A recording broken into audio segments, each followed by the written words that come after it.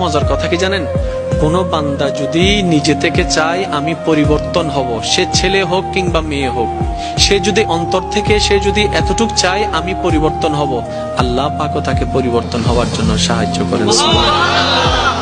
কত বেনামাজ এখন নামাজি হয়েছে জানেন? সুবহানাল্লাহ। কত নামাজ এখন তাহাজ্জুদ ওয়ালা হয়েছে, হাজার হাজার আছে। এক সময় নেশা করতো এমন ছেলে এখন 5 ওয়াক্ত নামাজি হয়েছে, এমনও আছে। সুইসাইড করতে গিয়ে ফেরত এসেছে। এক সময় যে কথার আগে হাত তুলতো সে এখন গালি শুনলো মুস্কি হাসি দেয়। তো বন্ধুর একদিন তাকে জিজ্ঞেস করে, কিরে নেতা, তুই না কথা বলার আগে হাত তুলতি? তখন সে বলে, পাগল ছিলাম তখন তুলেছি, বুঝতে পেরেছি ওই জগতে কিছু নাই, আল্লাহর প্রেমের ধৈর্যের জগতে অনেক বড় নিয়ামত আছে। এত বড় বড় সফল ব্যক্তি যদি ছোটবেলায় লাথি খাইতে পারে, আপনি পারবেন না কেন?